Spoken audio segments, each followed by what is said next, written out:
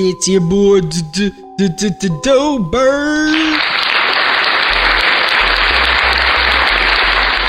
Yeah, and we got another episode of Doberg's World, but this time, and I mean this time, it is unique.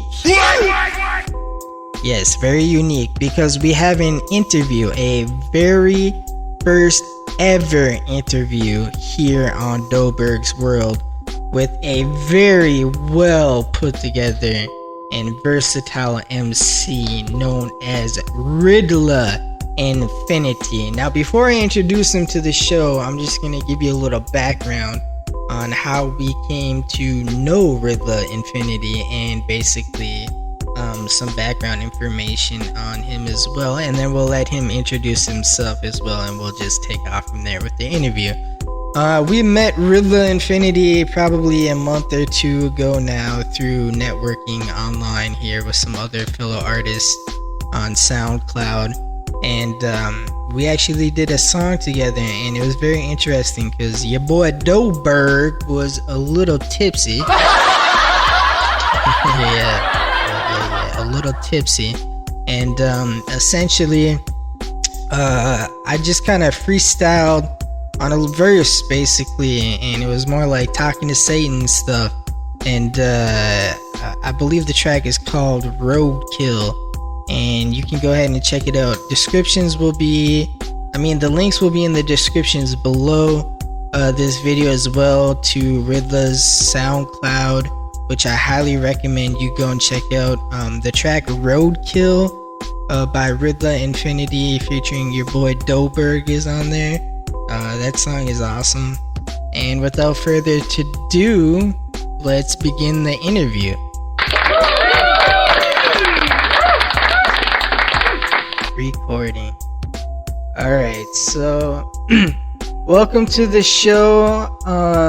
As you know, this is our very first interview that we have. So go ahead and tell us a little bit about yourself and how you got into this business, and anything you want to share, go ahead, and the floor is all yours. Well, hi. My stage name's Riddler Infinity. I've been making music for like about 20 years. Sort of just got at production sort of in the last 2 years, I guess, because I sort of had to learn everything just by trial and error. My SoundCloud channel has, I don't know, probably about 170 of my tracks that I actually really like on there for anyone who want to listen to it. Shit, I don't know. No, that's good. That's good, man. Yeah. I like how you said trial and error too, because I can tell you what, man, I've been doing music for probably a little less than you, and the whole production and the software and getting to know everything is very difficult. But I will leave links to your SoundCloud and whatever else you want in this video description as well. So I appreciate that intro too. Awesome. But going on from there, I want to ask you, what kind of made you get into like making music and stuff like that? Oh shit. Fuck, do I have to say it on here? Okay, it was Eminem. Nice. Nice. I used to have a fucking cassette like tape of Slim Shady LP, and I just used to listen to it all the time, and I was like, I don't know, I liked how it sounded, how it made me feel, and I was like, fuck this, I want to rap. So yeah, that's where it started, and obviously, Tupac and shit like that, but that's where it started, man. Slim Shady LP. That's what's up, dude. It's definitely different too, because like as white artists and shit, we get shit on all the time, dude. So it's kind of like he paved the way, right? And so like obviously we have the goats like Tupac and Biggie and all that shit, but I don't know, it's a lot like the NBA, bro. Like Michael Jordan's the GOAT, right? And he's not white, but the NBA started off as like all white players. So it's that's quite interesting. But you had mentioned like that video game, Michael Jordan versus Larry Bird. That's fucking old game, man.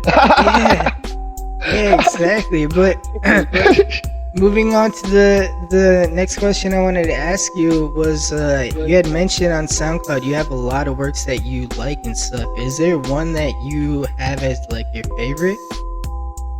Oh, shit, man, I don't know. They're all just pieces of me and, you know, what I was feeling at the time. So I can't really specify which ones that I really like more than any other. Right, right. Just, you know, they just are. Although I really like the one that we did, and you know why? That song, I'll leave a link in the description of that song too. But I don't know, that was cool. So, I know personally, man, there's been a lot of music that I haven't uploaded that I've done just because I didn't like the way my shit sounded or whatever, was just not feeling it. Is there any work that you've done that is like your least favorite? I mean, like, yeah, there's a lot of stuff that I did years ago where I never uploaded it to anything because it wasn't good. Right. It was all just trying to sort of figure out what I wanted to do with music. So, you know, and all that stuff. I mean, I don't even think I have it anymore. It was on an old hard drive. And it'd be good to listen to now just to reflect on it, but I don't think I'd ever upload it. Yeah. No, I mean, there was a lot, but yeah. It's definitely interesting too, because people don't realize that a lot of times as artists and shit, like, we are probably harder on ourselves than anyone else could ever be when it comes to our absolutely. Yeah, absolutely. So you're your own biggest critic, aren't you, you know? Yeah. Nobody's harder on me than me. Yeah. And if I don't like what I'm doing, then I'm not gonna do it. I'm gonna, nah, that's wrong. You know, do it differently.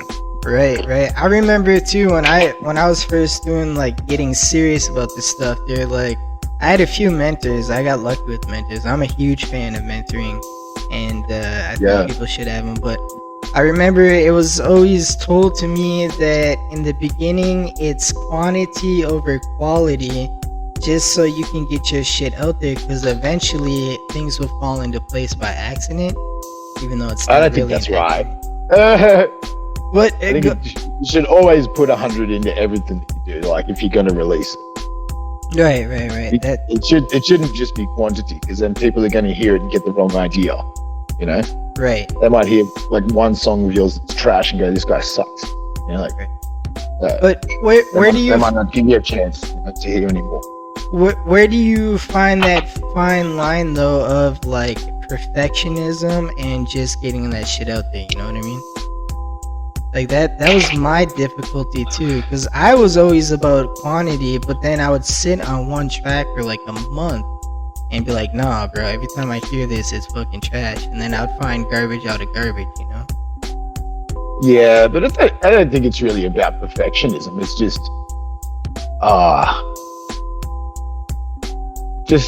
you know, saying it and making it properly, you know, like, telling the truth, man. Like, that's the thing. Tell the fucking truth and you can't get it wrong. Right. And then you don't have to, like, keep lying about the lie that you lied about, you know? Yeah, exactly. If you just don't fucking lie, man, all your shit's gonna be good, because it's just gonna be you know? Right. Well, I'm glad we elaborated on that, because I know there's different views on that, but I gotta ask you, man. There certainly is, but yeah, I gotta ask this question because I always find this one interesting. And listening to your music, and everybody who listens to this interview can go check out your music. You got bars on top of bars, bro. So I'm curious to know, is there anybody that you're currently having beef with right now? Oh, nah, not really. Okay. There was. It turns to dust pretty quickly. So. Well, I was gonna say, bro, anybody who wants to fuck with you is gonna get smoked, bro. Because you can hear all your bars and shit, and I'm sure everyone listening to this will go ahead and check out the music, dude. It's fire as fuck. But, yeah, well, yeah, it is what it is, but the guy who was trying to mess with me didn't have anything to say. Right? But, Well, you know, oh well, I guess that says something in itself, doesn't it? it does, dude. It's when nobody's got shit to say, that means they can't top your fucking level. You know what I mean? Yeah. So fuck them. That's what I say. But Yeah. listening to your music, man, you got a lot of good songs, and your shit is unique. So my question now is like, when you listen to your music and your style, which you can switch your style up. I've heard you come with different styles. Who do you think your style reminds you of? Like, if you could compare it to somebody, who would you compare it to? I don't think I really could, That'd be accurate. because it's all different genres and shit like that. So it's all just from like, I don't know what it is. It's just me trying out different shit, different ways of getting things across. You know? Right. So in comparison, obviously, it would be, there is no comparison, because I knew this question was gonna be hard for you, because your style changes with what you're doing. You know what I mean? Like, you're not a one style person. I've seen you do like some R&B shit. I've seen you do some straight bar shit. I like it. You know, it switches. The topics switch, but there's no comparable artist that I can think of. Like, when I think of you, like, who do I think of in the mainstream? Right? I can't think of anybody, because you're unique, and yet you're unique in a good way. You know what I mean? Yeah, well, I mean, that's sort of what I'm trying to do, is just try and be as versatile as I can, and just build it, you know, just build everything up, and, you know, just try anything that I really feel like doing, and just, you know, just put it out there, so I can just have this, you know, basically just build everything up, so it's that versatile, where it is like, you know, that way, where it's not like he sounds like this guy, it sounds like that guy, or whatever, you know, it's just, that's that person, you know? Right, and that's key to branding too. Like, when if you ever, you know, wanted to go big and make money and shit, that's what they look for, is uniqueness, because you can't really brand shit if you're not unique, unless you know people that know people. You know what I mean? Yeah, 100%. But speaking of knowing people, is there anybody in your life that has kind of been like a good support for you and what you do with the music? Oh, sort of, but not really, eh? I mean, my fucking people that I collaborate with online, they're like my biggest supporters, to be honest. Yeah, I don't know. Got other people that listen to it, but I mean, my niece, she's pretty good. Nice. She's like, yeah, she's got mad love for like my music and like what I do. I mean, my family does too, but I mean, you know, it's not their thing to sort of listen to like a lot of the stuff I put out, unless I'll, you know, send it to them, and, you know. But yeah, I don't know. It is what it is. Yeah, I mean, yeah, the people I make music with, I mean, we got sort of mutual respect for each other, and that's good. That's what's up, man. I like that answer. That's a good answer. And I just gotta ask, are there any haters out there that you know of? Haters? Nah. I mean, I got a few people that they are haters, but they're not really, because they're still streaming my tracks. Right. They're fake haters. Fans in denial. Right? Pretty much. That's cool though, man. So like, when you do your music and stuff, are there ever times where like you doubt your shit or whatever, or you're feeling really apathetic and like can't come up with stuff? Nah. You're pretty well. You never get writer's block or none of that shit. You can just go and go. Yeah. I mean, there was a time a few years back where, yeah, it used to be like that. Like, it was really hard to even write like one song. Like, I'd just start writing and be like, what am I even talking about? And I don't know. I think that's a lot of the stuff that I didn't release, because I was trying to make something that sounded cool, and I didn't know what I even wanted to make. I just wanted to make something. And that doesn't work, man. You know? I mean, you can do it, but it's easier if you just write what's on your mind at the time. Right. About anything, you know, like, yeah. Right. That reminds me something that I did. I don't know, this was like a year ago or something, like when I was really just like missing music because I had taken a break. I would just read shit. So like everything I would read, right, I could like make it rhyme, and that told me that whatever's on my mind, I can just write that shit and find ways to edit it to make it rhyme. Like people don't realize that you don't have to sit and think really fucking hard on how to come up with punchlines and shit like that. Like you can write literally what's on your mind. It doesn't have to rhyme at that time, but then you can go in there and tweak it a little bit and make it rhyme, and there you go. You have a real like heartfelt track right there. Fresh out in the mind. I mean, like, I don't know, you got a lot of technical rappers where they try and use really fancy words and shit like that, but I don't really like doing that. I prefer to just say what I think, and just I don't know. I'm just not really too into this. Trying to twist it up and trying to make it sound all fucking certain ways. I mean, I got like respect for like how they do that sort of shit. It's just not what I'm interested in. I prefer to just say what I want to say, and that's it. Right, and that's, to me, that's the best way to do it, because you have guys like in the industry like Lil Wayne who really good at wordplay and shit, and then you got people that just spit straight bars like Eminem. Like Eminem spits bars that go over your head, bro. Like you have to go back and listen to it again just to catch up. But I don't like that. Yeah. If I would make a song, I want someone to hear it the first time and say, "Oh shit, that's what's up." Yeah. Not have to sit there and rewind it and play it again and again. Yeah, bro. I'm trying to think of this time that he did a freestyle or whatever, where he was like, 40 LAPD would have to stomp me with both their feet for me to catch 80 feet.